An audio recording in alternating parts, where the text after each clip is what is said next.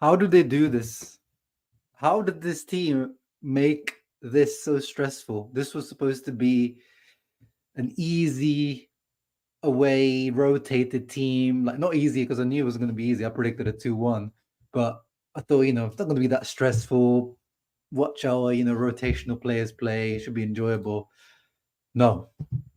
My wife said she's going to watch there's some new episode of Love is Blind on Netflix. I probably should have just watched that, to be honest, because that raised my stress levels. That raised my blood pressure needlessly, because we need to save all this energy for for what we've got upcoming this weekend, which is the Derby d'Italia. But in the end, guys, we are here to react to young boys, young Burner boys. I'm going to call them Burner boys. I don't want to call them young boys because there's too many pause moments. I'm just going to, because they're from Burner boys. I'm going to Burner boys. 0-1. Last gasp. Marcus Thuram. The big boys had to come in to save the day in the end, in the last goal. Di Marco to Lautaro back to Di Marco in the middle to Thuram, and they saved our ass. And another clean sheet. Let's just get the some positives out of the way. A clean sheet away in the Champions League. I don't care where it is. It could be in Siberia. It was that pitch is the equivalent of playing in Siberia, because playing in the plastic pitch in 2024 at professional Champions League level shouldn't be allowed. So that's also a positive to take away. But apart from that, guys, is there any positives to take? Probably not. Oh, another positive to take. We are top 8, which is what I want, what we want, what Inter need. Inter need to finish in the top 8. Yes, they can still qualify from, the top 24, but that's an extra, 2 games I think you have to play. You've seen it. With this squad, we cannot play another 2 games. We lost another guy today, Carlos Augusto. This team cannot handle another 2 games on top of this already longer Champions League with more games. So we have to finish in the top 8, and at the moment we are in the top 8, and that's also another positive to take.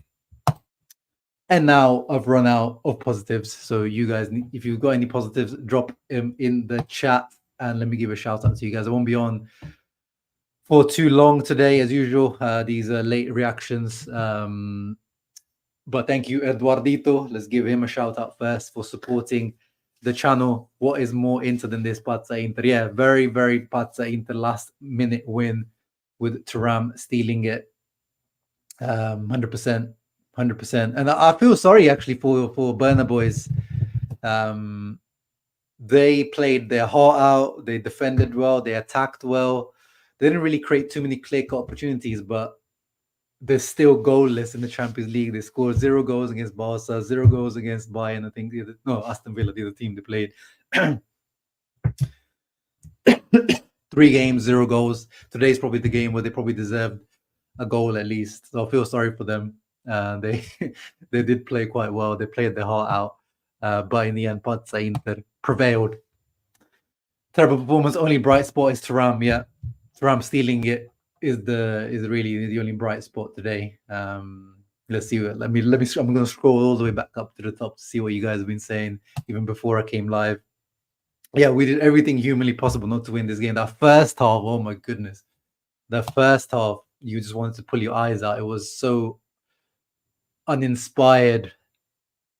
Like, they just felt like, why did we have to turn up and play this game? Like, clearly I talked about it in the preview.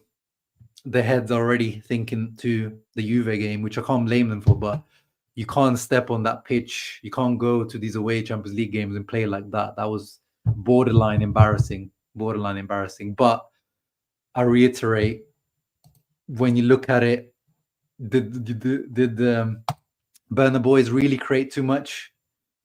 After 20 shots, all they mustered up was 0.92 xg. So, and most of it was in that first half. And I don't really remember. There was obviously shaky moments for Inter, but I don't remember any like clear-cut chances. But the attitude and the way that we played the first half was appalling, really, really appalling. Christian says 2 things. Arnautovic should be left back in Switzerland. Yeah. Cancel his ticket, take his passport from him, whatever. Leave him there. Leave him with the Berner boys. And massive credit for at least fighting to the end. Yes. That's what we know with this Inter team, at least.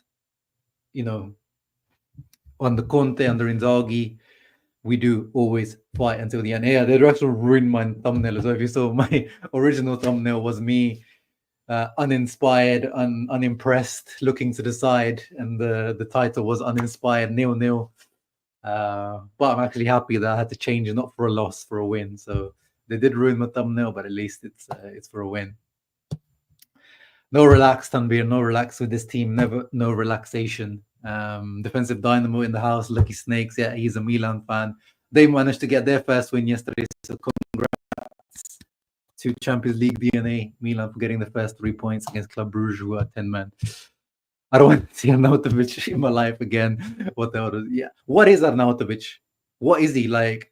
I've defended him on this on my channel here in the past, and you know he was useful in the last game against Red Star Belgrade. But if you can't be useful to us on an away game against this team, what is your use? He gets paid like 3 million net a year.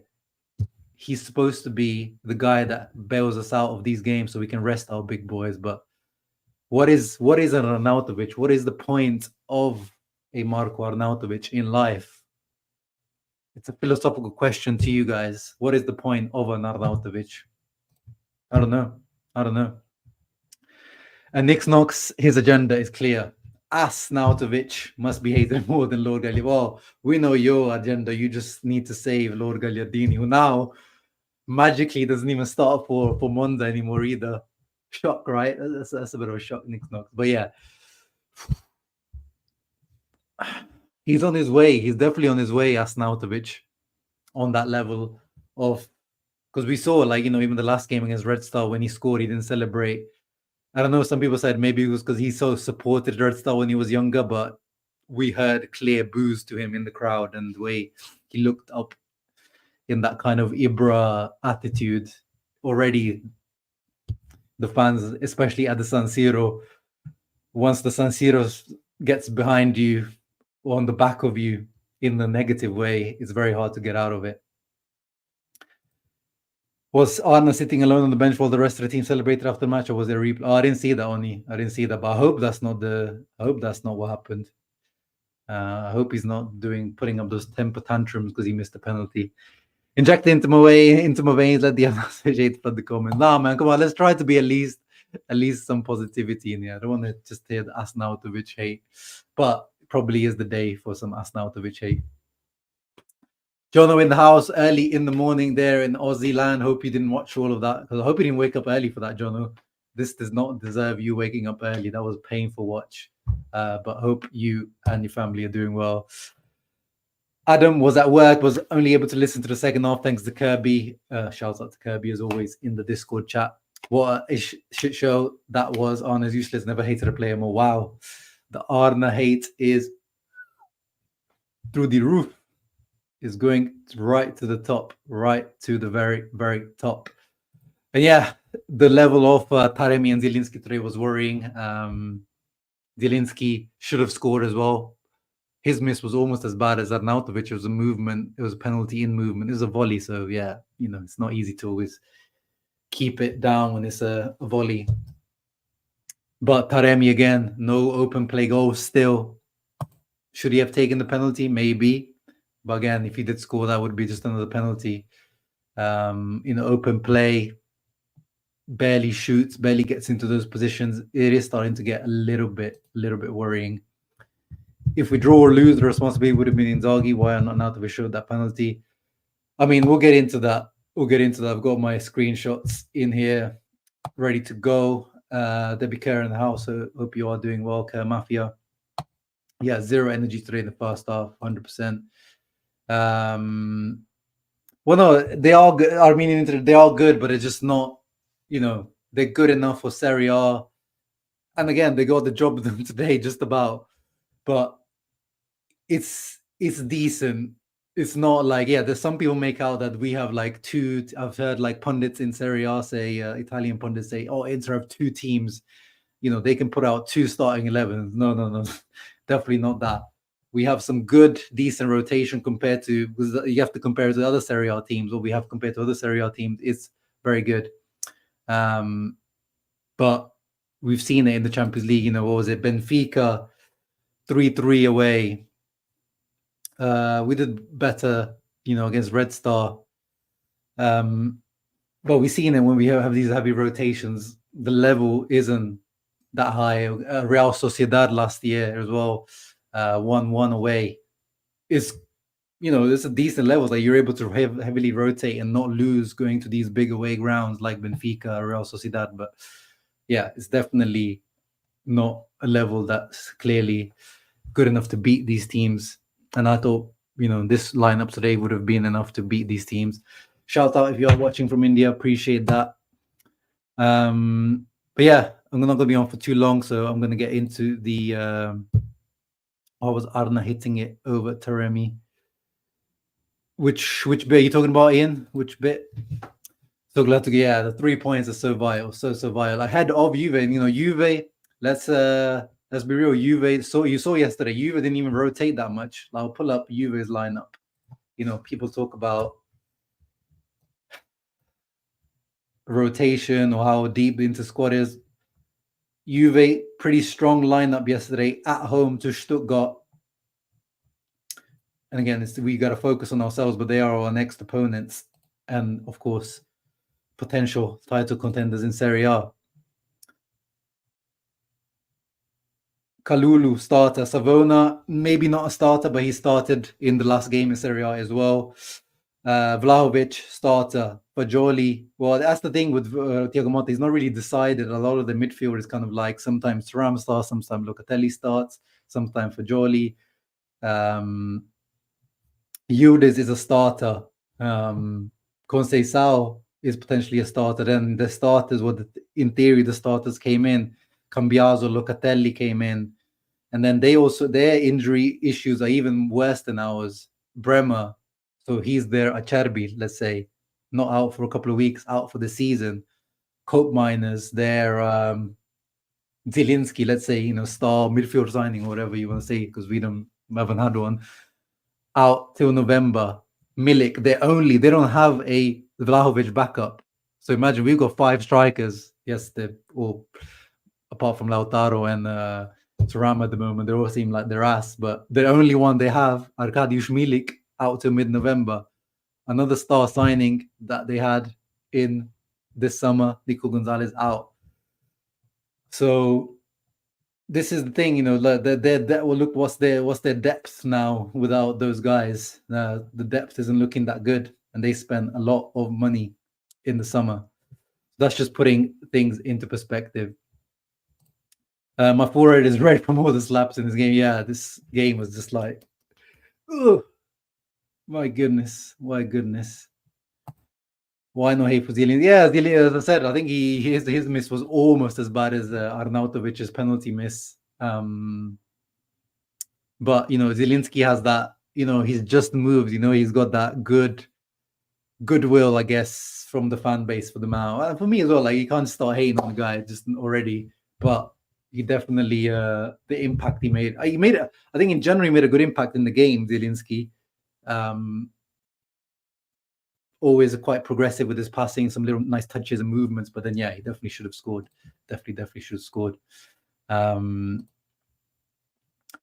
and then the other obviously big negative today, speaking of injuries, is Carlos Augusto. His one looks like a proper hamstring, like not like the Hakan. Well, Hakan's is a different muscle, but Acerbi's, compared to Acerbi's one, you could see his one, he's sprinting, and this one could be even more than 2 or 3 weeks. So yeah, Thomas Palacios, it's time to get him out of the gulag, the young player gulag that Inzaghi puts these young players in. It's time to step out of that, because now this is going to be his opportunity to potentially get some minutes, and he needs to step up, because yeah, he is Carlos Augusto, as we know, is also the backup left centre back a lot of the times. So this is going to be the time where in the next few weeks we may get to see Thomas Palacios, probably earlier than Inzaghi wanted. Dumfries plays way better coming off the bench. How is that possible? Well, yeah, that's his he's a lot more explosive and against tired legs, more open spaces. That's how Dumfries thrives. Never ever started Arnautovic again. Well, that's the thing. I mean, Frank, as much as I want to hate on him today as well, next game, what's our Inter's Champions League? So we've got Arsenal. Okay, yeah, definitely not against Arsenal. But the next team that's to the level of Red Star and Young Boys, you have to start him. Like, this is where we need him to come in and help us. So we got RB Leipzig. Okay, maybe not. Yeah, that one, no, for sure. And I'm sure we had another like lower level team at some point. A quick look. No, definitely not Leverkusen. Oh wait, I'm not sharing my screen. Definitely not Leverkusen. Is that it? Is that all the weak teams done? Oh yeah, Sparta Prague. Away Sparta Prague. There it is. January 22nd. So we won't get to see Arnautovic starting up until this January 22nd, Frank. Oh. But this guy is dying. He's on his knees to like people to save his Lord Gagliardini. I've said it before about Zielinski, cream on carbonara. Apart from one run of a City, hasn't impressed me one bit, unfortunately. No, but I mean that's what I mean. Today, if you take out the big miss, I thought he had a good impact into the game, and then he also had another decent shot. Maybe he could have got it on target, but he just missed it. But yeah, no, he's definitely been underwhelming. I'm not gonna lie. We're on the 23rd of October. He's definitely been a lot more underwhelming in his impact until now than I was expecting from Zielo. I'm guessing you're talking about Zielinski, super frustrating all game. Or are you guys talking about Dumfries here in the comments, I guess? Can us now take a Slani with him, please? Yeah, all the asses. Take all the asses out. He's a sulk boy. That's why Barella let him take the pen so he won't cry. Well, okay, let's talk about the penalty now as well. Like, so we know that once Hakan is not in the team, there's a hierarchy in the Inter squad in terms of penalties. It's Hakan's number one. That's the hierarchy. It used to be before, it used to be Lukaku when it was, when we said Lukaku. After Lukaku left, it became a bit of a confusion. Lautaro wanted to be the number one guy. And he still probably wants to be the number one guy because he just rates himself. He backs himself. He's a proper, striker mentality. But he just isn't. So when Hakan isn't on the pitch, it's kind of like still out there. It becomes like Inzaghi's first season where you didn't really know who the penalty taker was. Hakan and Lautaro will talk to each other. Oh, you take it, bro. I can take it this time. Today, it was between Taremi and Arnautovic. Arnautovic has Daniele Mari and Sia tweeted about it. So Arnautovic has 20 goals scored from 22 penalties, guys. That is I don't care what you say about Arnautovic. That is a fantastic penalty percentage. That's 90%, 91% penalty success rate. He was a penalty taker at Bologna. For Austria, it takes him a lot. And he recently, like literally just this international break, he scored a penalty for Austria as well. So obviously, on reflection afterwards and Taremi being the new big striker, maybe he should have given it to Taremi. But at the end of the day, guys, it's not about if he should have took it or not. It's just a shit penalty. I think Taremi has taken a lot more penalties than Arnautovic. I forgot what his record was. It was like, but I think he's missed 9 penalties, but he scored maybe in the 40s, maybe even. So good record, very good record, but it's not like Arnaut. We're talking about someone who takes bad penalties, but this was just a shit penalty, and he deserves criticism for it, for missing it. And then the goalkeeper deserves praise as well. Like the goalkeeper, not only did he save this guys, he saved, what was his name? Von Bolmoose. I mean, what is this team, guys? The names like young boys, and this guy's called David von Bolmoose. The team's not real. But anyway, this guy saves the penalty and then saves the follow-up on Dumfries as well with his shoulder. Like, credit where it's due as well. Credit where it's due. This guy was really, really good, especially in that moment. But Arnautovic, yeah, deserves all the hate. But in terms of him and Taremi taking it, yeah, maybe Taremi should have took it. But, Arnautovic, maybe that's the thing. If someone wants to take it, they feel confident. And there's no hierarchy. That's what happened. That's what happened, with the Milan team the other day or a few weeks ago against Fiorentina. But there again, there was a clear hierarchy. They just decided to ignore the hierarchy. It should have been Pulisic, but then Tammy Abraham and Theo decided to circumnavigate the clear hierarchy. So that's a different situation there. But this is on Arnautovic. I don't see how we should blame. I guess ultimately it comes down to the coach, to the discipline or whatever that the coach is instilled. But if there wasn't a clear hierarchy here, I don't see. And maybe this was the clear hierarchy that Arnautovic is the penalty taker today. In all seriousness, I couldn't work during the game. I had to keep checking the score, and the game was so stressful. It was, bro. Imagine watching it. You guys even watching it. First half, nothing really missed, but second half was really, really entertaining. Palm says Taremi wasn't bad though. Easily one of our better players. I mean, yeah, he's always selfless and saying others up, Palm, but there's only so much selflessness and running that we can accept. Taremi, this is not what he's been brought in to do. He scored 58 penalties in his career. Okay, that's pretty good. That's actually a really good career. Let me see. It was 58 divided by 9 times 100 percentages. That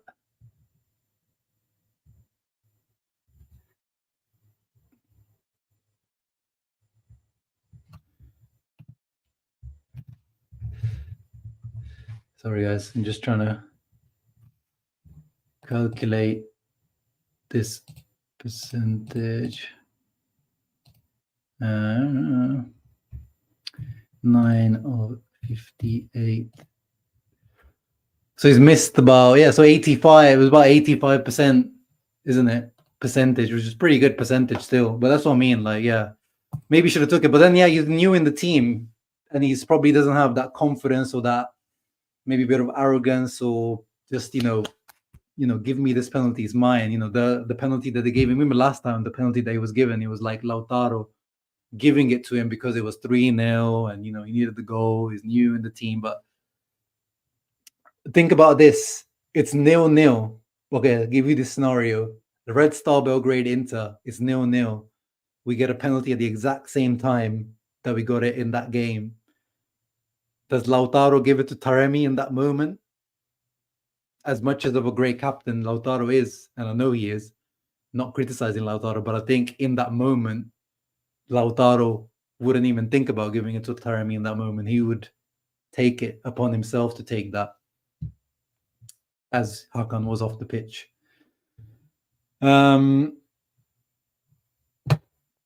Shouts out to Leo. Did they win against Atletico? Interesting. They seem to be doing pretty decent this year. Inter and Juve both had their eyes on the upcoming derby, except Inter got the late winner, Juve the late losing goal. So hopefully this gives us, as Benjamin says, gives us a bit of a confidence going into that derby at the weekend compared to Juve. It shouldn't really matter. I mean, it's a different competition. But I do like that we were able to still have that rotation. I mean, some of it was forced. But, Bastoni only played the last 15, 20 minutes. Di Marco had to play a bit more than we would have liked. But again, it's not the end of the world, 40-ish minutes. Mkhitaryan played 60. Lautaro had to play half an hour. Thuram played 20, 25 minutes. So Darmian fully rested. The annoying one is Barella. Barella having to play back-to-back 90 minutes after coming back from injury. That one is the concerning one. Hopefully, we're not burning him out. But in general, I think Inzaghi managed, and he also managed to kind of get Zielinski back on the pitch. So, Zielinski's now match fit for Juve. So we've got a midfielder back, but we've lost a defender. So we've lost a bit there. But in general, energy management was also decent, although the way the game turned out is, no, Palacios is not in the Champions League squad. I mean, I'm talking about for Serie A games. But the energy management in this game, it ended up being a lot more intense than we wanted to. This should have been, trying to manage, if we can go 1-0 up, 2-0 up early, and then try to, manage the energies and try to sit back a little bit and just try to, absorb pressure, not waste too much energy. Yeah, I don't think it was ideal in terms of that, but hopefully nothing too intense for the guys. And the away trip isn't too bad. It's only like an hour away trip, this Switzerland away trip. And what, did I block you? I didn't mean to. If I blocked you, bro, did I block you? Please block my T again. I don't even know how I did that. I was even supposed to. Damn, I'm sorry if I did, bro. I definitely didn't mean to do it. But yeah, thank you for reminding people to hit that like button. I always forget, man. Please, guys, it helps with the algorithm. But yeah, going back to some of the screenshots, if you missed the game, I'll give you a quick overview of the game. So the match was so bad, so boring in the first half that literally, even for young boys, Burner boys is what I'm calling them. Even for Burner boys, they put some pressure on Inter, but they didn't really create anything. This was about as good that it came out from the first half from either side. So 18 minutes, this was deflected shot off Dumfries that Zomer didn't need to do anything about, but it went out for a corner. That was a bit, that explains to you how shit the first half was from just a general point of view. And in general, yeah, Inter just kind of sat back. We just suffered. We couldn't get out of our own half. I think Zomer had like 55, 53 touches or something. Like he was the highest player with the most touches by a big margin. We just couldn't get out. Good pressing by them, but really poor play from Inter all around. And then, yeah, there was these nervy few moments where, there was these half chances from set pieces that Berner boys got. So this was a header that Pavard blocked, but, looks like Zomer has it covered there anyway. And then there was another header that wasn't going on target, kind of goes wide, but then Bisek and Zomer, or Bisek kind of gets in Zomer's way here to make it a bit more hard work than it needs to be. So, again, they did put us under pressure, but they're not like they created anything. Big start on the back of the backroom staff to cancel his contract. And yeah, I guess if he's good for that's what they always say. They always say that he's good for the dressing room. He's really good for morale. He's really good friends with everyone. Maybe he should be just backroom staff. Like remember Kolarov on the Conte. This is what we should do to Arnautovic. Like just turn him into a coach or something. We are limping into the derby, literally. Yeah, almost. Yeah, we definitely aren't clinical. I mean, even Lauti and Thuram. Lauti definitely this season, but Thuram is the only one that's managing to be this season. And then the only chance we created, really, 30 minutes in. So it took us 29 minutes. I looked at the clock. Mkhitaryan shot like a minute before this, and then got blocked. And that was the first any type of shot that we had, and it was blocked. And then a minute later, this is great play by Taremi here. Back heel to Bisek, who maybe should score. But again, credit to the keeper. Look at that, sprawling, making the save, even hurt himself in the process of this save. And yeah, we had the best chance of the first half with all that pressure from Burner boys. That was the best chance, and we had it with Bisek. Yeah, maybe should have scored, but great save. And then we move on to the second half where we wake up a little bit finally. We win a penalty. A bit soft, in my opinion. Hajam, who actually, that left back was very good. Where is he? Let's have a quick look. He was definitely one of the better players today. 21-year-old Algerian, looked pretty good on the ball. Has some great battles with Dumfries, but yeah, in the end, he ended up giving the penalty away. But obviously, thanks to our Lord Arnautovic, we don't convert, and Dumfries gets his rebound saved as well. Burner Boys sound like Real Madrid ultras. No, it should sound like Burner Boys, like, Burner Boy, the Nigerian artist. It should sound like that, like Burner Boys, like his groupies or something. Like this. Wait, I typed it in, but it's not loading. Young boys today and old ladies the weekend. Yeah, interesting couple of games for Inter, isn't it? Yeah, this is what I mean. Burner Boys. Dima delivered, Inter finally scored, and Leipzig done me out of £150 on a 9-fold. Oh, sorry to hear, Debbie. Sorry to hear. That's why I don't partake in betting. I just don't have the stomach for it. Our second team isn't good enough to beat the second team of young boys. Was it their second team? Because I don't know. I mean, I looked at, when I did the preview, I pulled up just their last match, but I don't know. That could have been their second team. I don't know. Someone who watches Swiss football needs to tell me which one is their first team, which one is their second team. Because I have no idea. I don't know which one's the first team or second team, but I'll take your word on it. If they're also been rotated, then yeah, that's even more embarrassing that we couldn't dispatch them. But you got to give them credit, Mattia, as well. At the same time, they did play very well, but definitely thanks to us being so laissez-faire. Lauti, Basto, Dima, Tikus, we had to sub in the whole Avengers to steal 3 points. Yeah, send out to North Korea. Do you think there's a chance Hakan? No. At the moment, doesn't look like Saminu. At the moment, Hakan is the only one that could, if it's a miracle, could make it. Acerbi definitely not. Hakan maybe, but very, very low percentage. Very, very low percentage. I'm joking. You will understand after you see the WhatsApp message. Oh, okay. I'll check it afterwards, bro. As much as I hated one of Aslani, Hakan needs to be good for 20 minutes on Sunday. Yeah, I think Aslani should be good, but I would continue with Barella.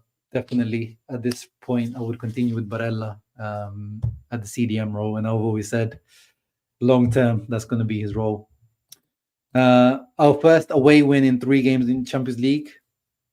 Okay, that's a good start. That's a good start, Ian. Thank you for bringing that up. But yeah, clean sheet. So we had a clean sheet, Man City away, clean sheet here, Burner Boys away, and clean sheet against Red Star as well, right? 3 clean sheets in a row. We're the best defense in the world in the Champions League. Are we the best defense in the Champions League? Let me check. Yeah, 0 goals conceded. Oh, Man City bastards. They've got 9 goals scored and 0 against. Okay.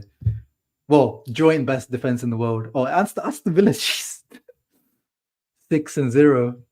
Jeez. Nice. Fair play to them. Oh, Arsenal conceded 0. Okay.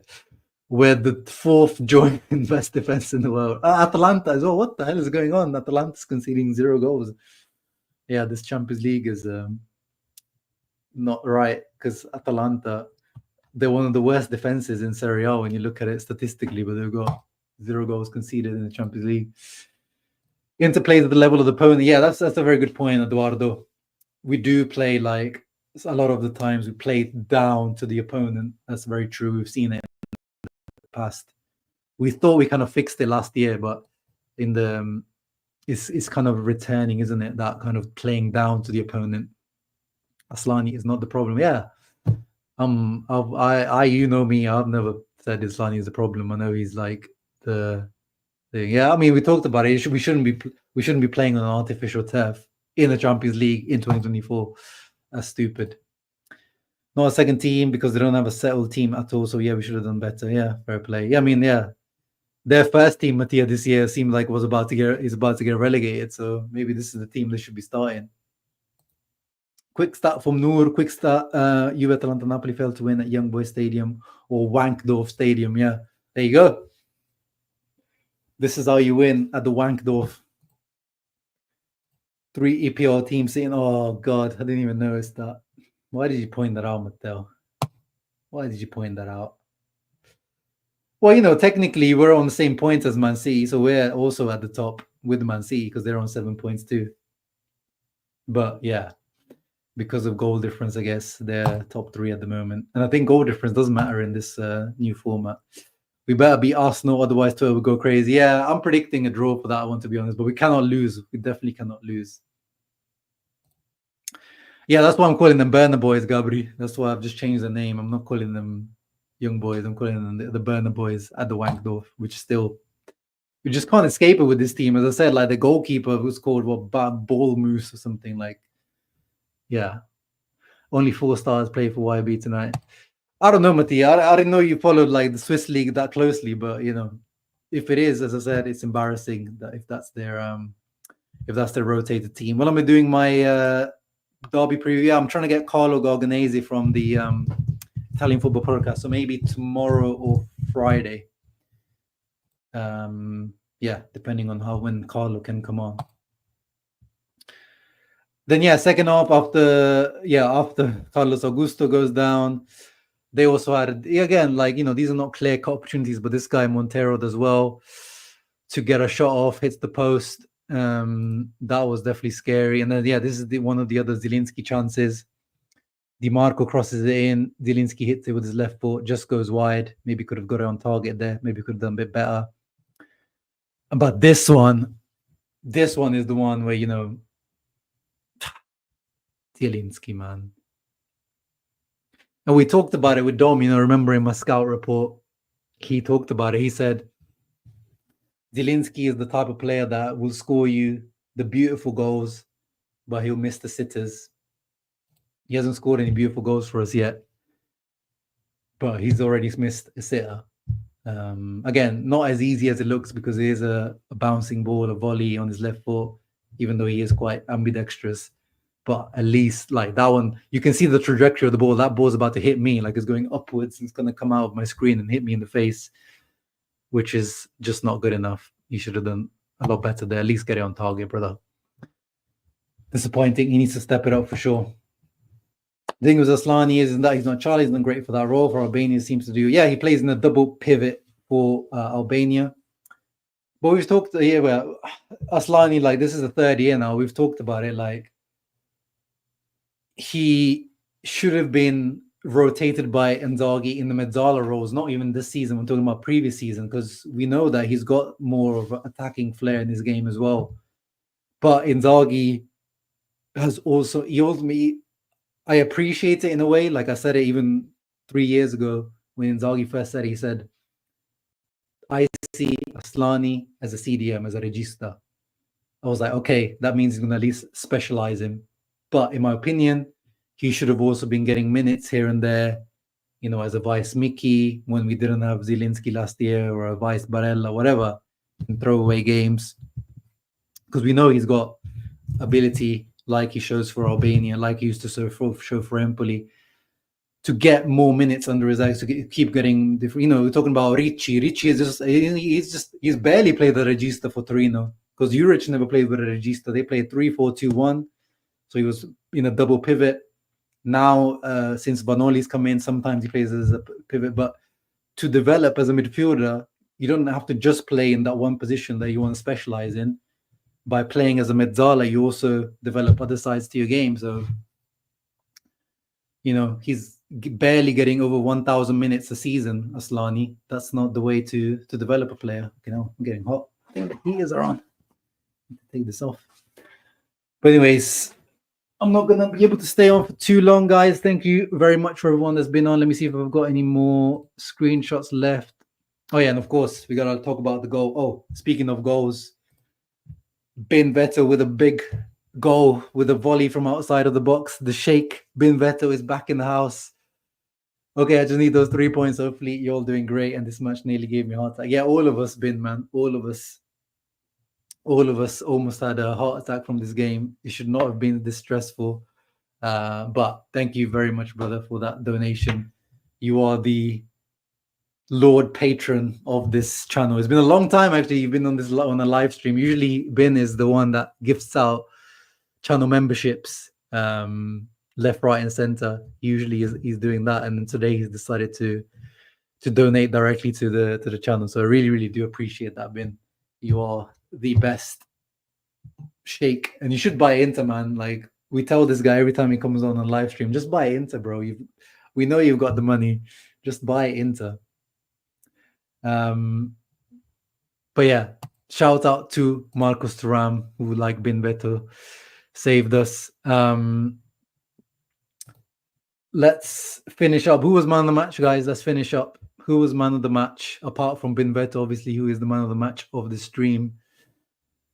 I don't know how. Dumfries. I saw some of you guys was asking about Dumfries' performance. I thought he was good, but like, he's just aesthetically Dumfries is sometimes so painful to watch. Like in the moment, in the second half, I don't know if you guys saw it.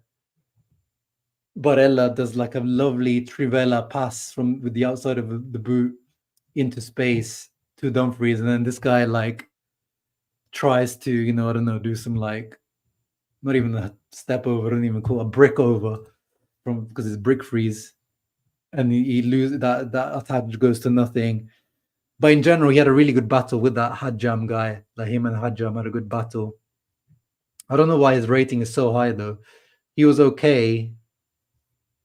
And going forward, he had a couple of headers. Maybe Dumfries actually had a couple of good headers, opportunities from set pieces in the first half that maybe should have done better with. But he definitely, I'm glad that he was playing instead of Darmian today. Like he at least kept going up and down, energetic, tried to get past his man. Look at that, 3 out of 5 dribbles, 3 out of 3 long balls. And yeah, made some tackles, clearances. He was really involved, very heavily involved. But look at that, also only just about won half of his duels. He did have a hard time with these two guys, Montero and Hadjam, but overall he did okay. What I'm happy about is Pavard. Today I saw Pavard returning to his level. I was happy to see that. Benji Pavard returning to his level.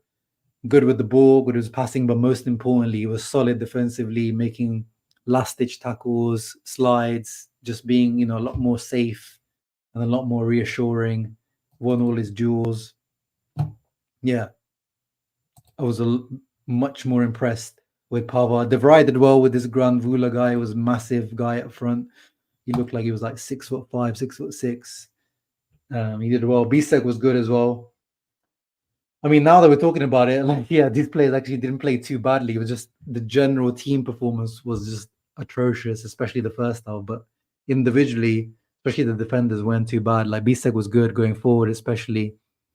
Yeah, maybe should have scored, linked up a few times as well up front, but defensively did what he needed to do. No mistakes from Bisek today, so I think I'll give it to Di Marco or Barella. Yeah, Di Marco did change the game when he came on, didn't he? Yeah, that's a good shout, Ben. Shama, answer BLE question about Dumfries if you can. Which one? Jan Zoma's also a good shout. Yeah, kept us in the game. I mean, he didn't really have to make any crazy saves, but yeah. Let me see. Sorry, BLE. Where is it? BLE. Has Dumfries been a good or should player so far his time in his club? I can't tell the difference, especially after today's match. Any concern? Okay. I mean, well, I thought you were gonna ask like some groundbreaking question. Like, yeah, he's been a good player into, like I always said, like for 12.5 million, whatever we signed him for, he's been a fantastic signing. It's just that he's got a lot of limitations. Him and Darmian both have big limitations, and they both play a big role in this team over the last few years. But it's just that we know that there's potentials, there's ways to improve on both Dumfries and Darmian. But he's a good player. As much as I visually and aesthetically as a football player dislike him, he is a very useful player most of the time. He's just a pain to watch sometimes, Denzel. Yeah, he's a bit of an up and down, especially for Inter. For the Netherlands, he's very consistent and one of their best players often. He seems to be play better for the Netherlands for sure, because I think they play more to his strengths. Their style of play is different, whereas at Inter, most of our play goes down Di Marco's side, and then he struggles when we go down to the right. Today, him and Dumfries really had no connection. Like sometimes Fratesi tried to do a 1-2 with him, and he would be in front of the ball, and the ball would go for a throw in. Like we see it with Barella as well and Dumfries. Like Dumfries never really has built a good connection with the right mezzala in this role, whether it's Barella or Fratesi here. And that's one of the issues. Fratesi today was decent. I think he could have done a bit better. Back to more Fratesi-like passing percentages. I was surprised he didn't really provide a goal threat today. He worked hard, but a bit of a step back compared to the Roma game today, Fratesi. Barella wasn't good in the first half, but second half he really stepped up. Second half he stepped up, but he made a big mistake. This is the thing, like when you guys criticize Aslani, I'd never see you guys criticizing Hakan or Barella like in this role, because Barella today in the second half, was it like 80th minute, he tried to run out with the ball, got caught, and literally there would have been 1v1. But if it was Aslani, you guys would have like been on this guy.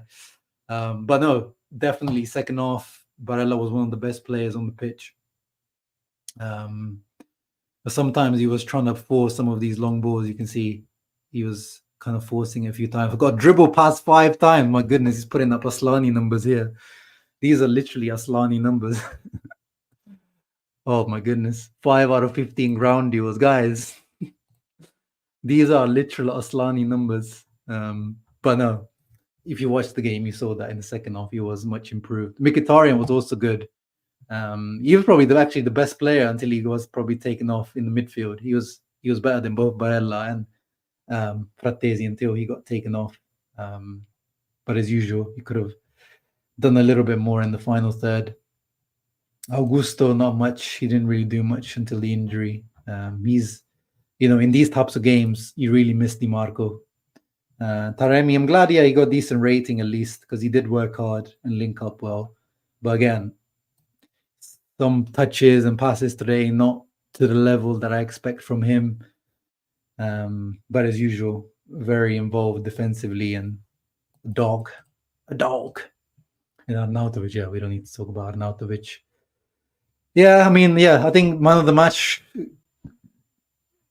Zoma, I think definitely I like people that need to shout out Zoma, because I see that people are starting to kind of almost start a low-key agenda on Azoma, but he definitely deserves always a little shout for being very safe and very reliable when he's there. But today there wasn't really anything crazy for him. But he's always like on the ball, like it's so underrated on the ball. Always really calm on the ball.